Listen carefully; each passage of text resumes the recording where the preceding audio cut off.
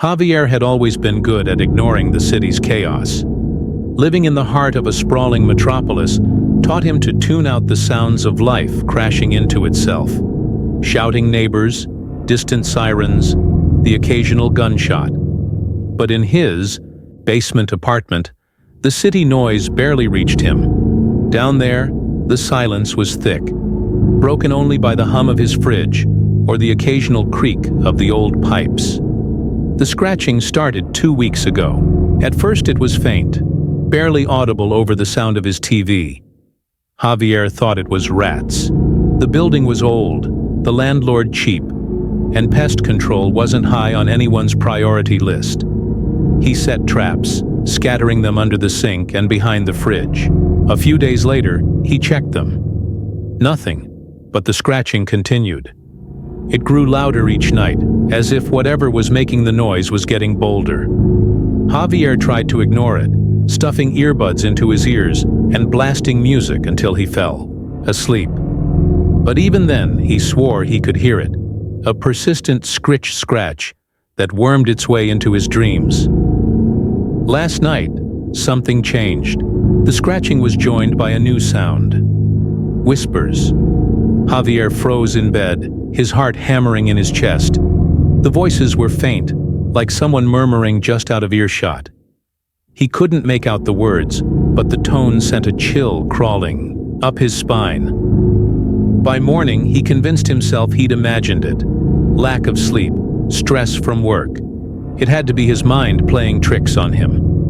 But when the whispers returned that evening, clearer this time, he couldn't deny it any longer. "Help us!" the voices hissed. Javier's stomach knotted. He sat on the edge of his bed, staring at the wall where the sound seemed to be coming from. Who could be behind there? His neighbors were an elderly couple, quiet and kind. This didn't make sense. He grabbed a flashlight and a wrench. If it was rats, he'd find them. If it was something else, well, he'd deal with that too. The panel beneath the sink was loose, held in place by a few rusty screws. He unscrewed it carefully, his hands trembling. The scratching stopped as soon as he touched the panel, the sudden silence almost worse than the noise. He hesitated, then yanked the panel free. The beam of his flashlight cut through the darkness, revealing nothing but pipes and cobwebs. He exhaled, relief washing over him. "Just rats," he muttered. Then the hands appeared. They erupted from the shadows, pale and thin. Too many fingers clawing at the edges of the opening. Javier screamed, dropping the flashlight. It rolled across the floor, its beam flickering wildly. The hands grabbed him, cold and strong, pulling him toward the dark. He kicked and thrashed, but it was useless. As he was dragged into the void, the whispers grew louder, a chorus of desperate voices overlapping. "Help us. Join us. Feed us." The next morning, the landlord knocked on Javier's door. He'd come to check on the leak Javier had reported weeks ago. When there was no answer, he let himself in. The apartment was empty. The only sign Javier had ever lived there was the mess beneath the sink, the panel torn away, the flashlight lying in a puddle of water. The landlord frowned and reached for the flashlight. As he did, the scratching started again, louder now, as if it was just beneath the surface.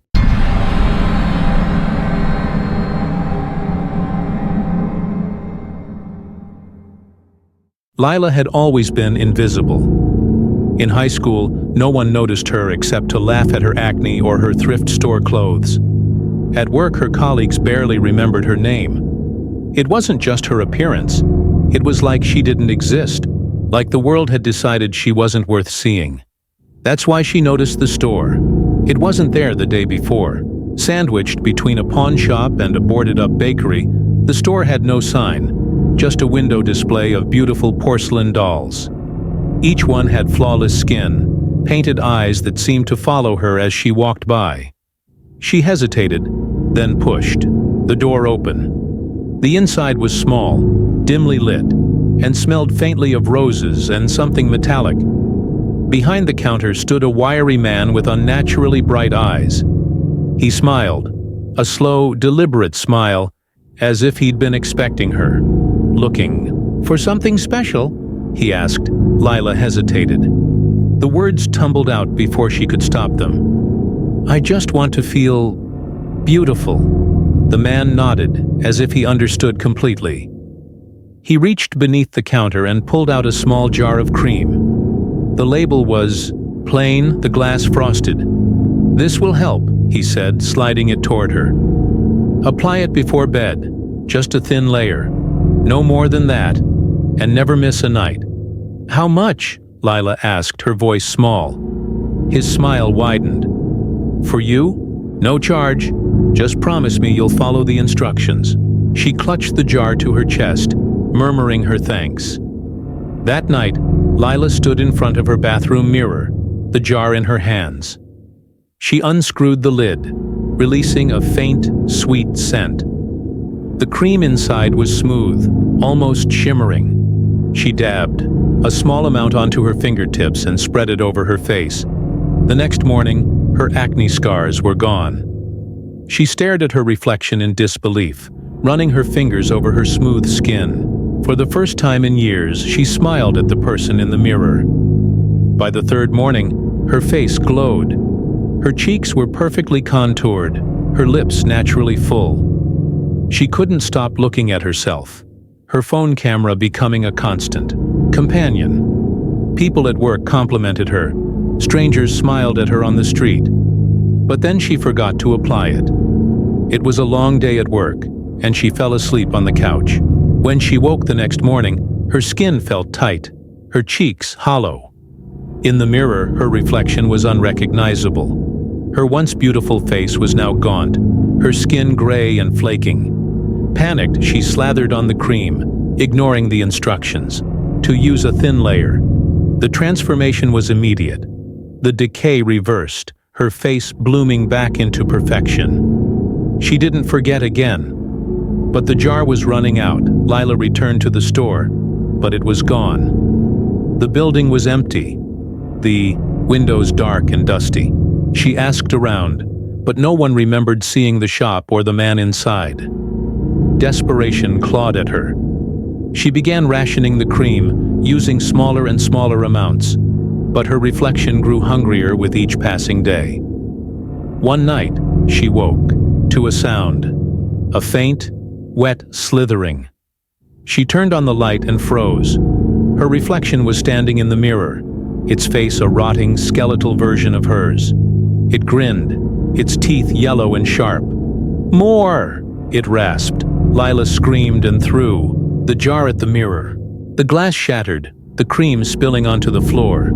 Her reflection laughed, the sound hollow and endless. Now, Lila doesn't look in mirrors. She avoids windows, polished surfaces, anything that might show her face. But she can still feel it watching her, waiting for her to slip up. And every night, the whispers come. More.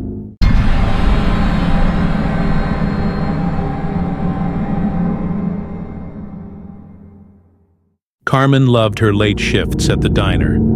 The world felt different at 2 a.m. Softer, quieter, like the city itself was catching its breath. Regulars trickled in for coffee and pie, truckers with heavy eyes and heavier stories, college kids cramming for exams, night owls who couldn't sleep. The tips weren't bad, and she liked the solitude of cleaning up after the last customer had gone. But last night, something changed. The man in the gray suit walked in around 1:30 a.m. Carmen didn't think much of him at first. He was clean-cut, middle-aged, with a briefcase in one hand and an umbrella in the other. He sat in the corner booth, ordered black coffee, and didn't say another word. But he didn't drink the coffee. He didn't move. He just stared at her.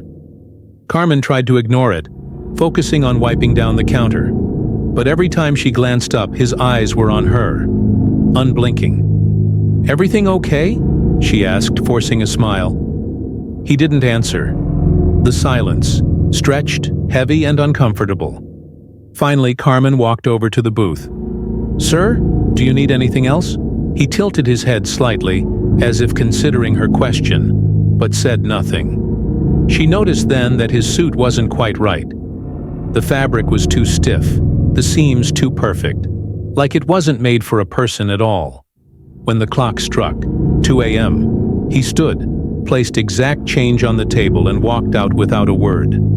Carmen exhaled, her shoulders relaxing. She told herself he was just some weirdo, a harmless eccentric. But as she locked up for the night, she saw him again. He was standing in the parking lot, perfectly still, staring through the window. Her stomach dropped. She flicked off the lights and hurried to her car, locking the doors as soon as she got in. By the time she pulled out of the lot, he was gone. Tonight, they're everywhere. Carmen noticed the first one as soon as she clocked in. A man in a gray suit sitting at the counter.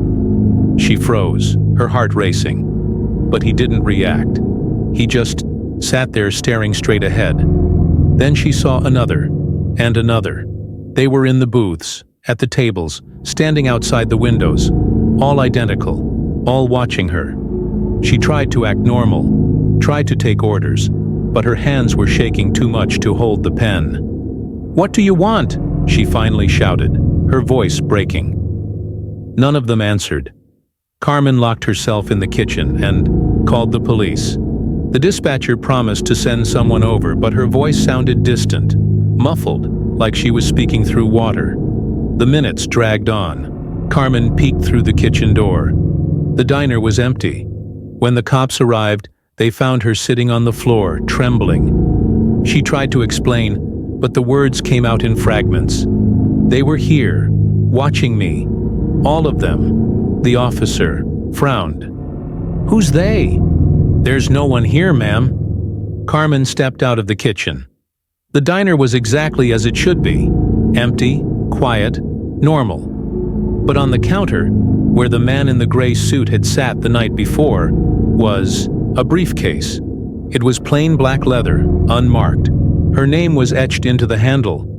"What's this?" the officer asked. "I don't know," Carmen whispered. The officer opened the briefcase.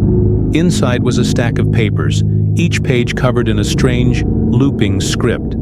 The language was unlike anything Carmen had ever seen, but her name appeared at the top of every page. "What does it say?" the officer asked. I don't know," she stammered, but that wasn't entirely true. The words didn't make sense, not in a way she could explain, but she understood their meaning. It was a contract. At the bottom of the last page was her signature.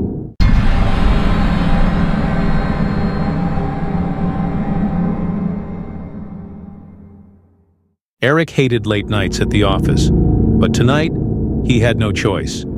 His boss had dropped a pile of work on his desk at 4:45 p.m., and by the time he finished, the city was already asleep. He sprinted to the subway station, his tie flapping over his shoulder. The platform was deserted. The only sound was the faint hum of the lights overhead. Eric checked his phone. The last train was scheduled to leave 5 minutes ago. He cursed under his breath and slumped onto a bench. The minutes dragged. He debated calling a rideshare, but his bank account was already dangerously low. He'd wait a little longer. Then a train arrived. It pulled into the station without a sound. The sleek, unmarked cars gleamed under the fluorescent lights, their windows opaque black. The doors slid open with a soft hiss. Eric hesitated. This wasn't on the schedule. The train had no logos, no line markings, nothing to indicate where it was going. But the thought of walking home in the cold made his decision for him. He stepped inside. The interior was pristine, the seats upholstered in dark leather. Every seat was occupied, but something about the passengers was off. They sat perfectly, still, their heads tilted at odd angles, their faces pale and expressionless. Eric cleared his throat. Is this going uptown?" No one answered. He moved to an empty seat near the door, trying to ignore the eerie silence. The train began to move, gliding smoothly through the tunnel. The lights flickered. Eric glanced around, his unease growing. The passengers hadn't moved, not even to blink. Their eyes stared straight ahead, glassy and lifeless. He leaned toward the woman across from him. "Ma'am, are you okay?" She didn't respond. He reached out to tap her shoulder but stopped when he noticed her skin. It wasn't skin at all. It was waxy, almost plastic. A faint seam ran along her jawline like the edge of a mask. Eric's heart pounded. He stood, gripping the pole for balance. "What the hell is this?" The train lights flickered again, plunging the car into darkness for a split second. When they came back on, the passengers were all looking at him. Every single one. Eric stumbled backward, his breath coming in short gasps. Their heads moved in unison, their glassy eyes tracking his every move. "Stop the train," he shouted, slamming his fist against the emergency brake. It didn't budge. The intercom crackled to life. "Is there a problem, sir?" The voice was deep and syrupy, with an edge that made Eric's skin crawl. "Let me off," he yelled. "This is some kind of joke, right? Let me off the train," the voice chuckled. "I'm afraid that's not possible. No one misses the last train." The lights flickered again. This time, they didn't come back on. In the pitch black, Eric felt the air shift around him. Hands, cold, hard, and unyielding, grabbed his arms and legs, pulling him down. He screamed, thrashing against their grip, but it was no use. When the lights returned, the train was empty again. The next morning, a maintenance worker found Eric's phone on the platform. The screen was cracked, and the last thing he'd typed into a search engine was, "Last train schedule." The worker looked up as the unmarked train pulled into the station. The doors slid open, revealing a pristine car filled with passengers. He frowned. "I didn't think this line was running anymore," he muttered, stepping inside to investigate. The doors closed behind him.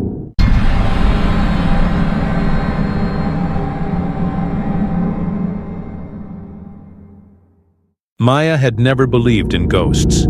She prided herself on being practical, grounded. But when her grandmother passed and left her the old house on Elmwood Street, she couldn't shake the unease that settled in her chest. The house was a relic, its walls heavy with the weight of decades. The floorboards creaked under her feet as she wandered through the empty rooms, dust motes swirling in the afternoon light. It smelled of cedar and something faintly sweet, like decaying flowers. Her grandmother had always warned her to stay away from the house. "It's not safe," she'd said, her voice trembling with age. Maya had laughed it off, thinking it was just the ramblings of an old woman. Now, standing in the dim hallway, she wasn't so sure. The whispers started the first night. Maya was lying in bed, staring at the cracked ceiling when she heard it. A faint murmur, like someone speaking just out of earshot. She sat up, her heart pounding. "Hello?" she called. The house was silent. She told herself it was just the wind, or the old pipes settling. But as the days passed, the whispers grew louder. They seemed to follow her, slipping through the walls, curling around her ears. She couldn't make out the words, but the tone was insistent, pleading. By the third night, she couldn't sleep. She wandered the house, flashlight in hand, searching for the source of the voices. They seemed to come from everywhere and nowhere all at once. In the attic, she found the journal. It was tucked beneath a loose floorboard, its leather cover cracked. With age, the handwriting inside was shaky, the ink faded. It belonged to her grandmother.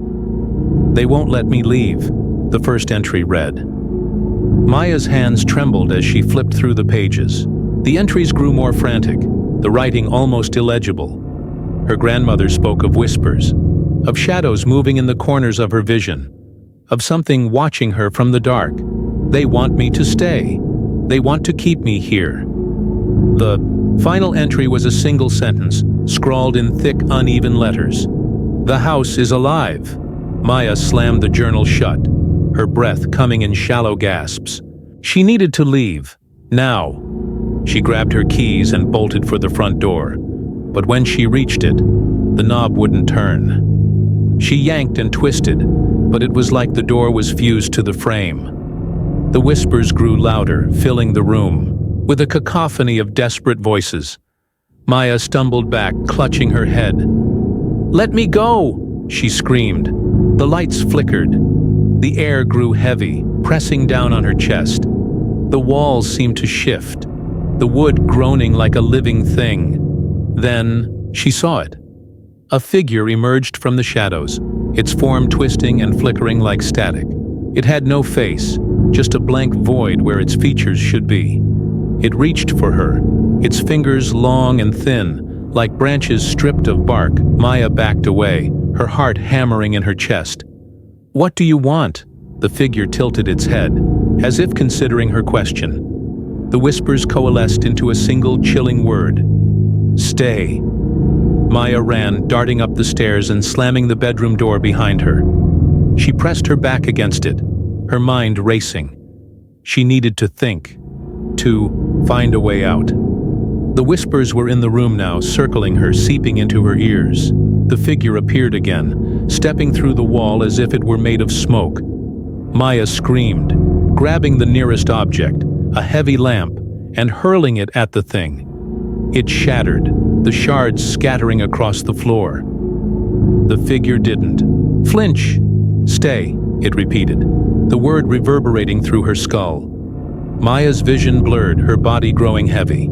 She collapsed to the floor, the whispers wrapping around her like a shroud. When she woke, it was morning.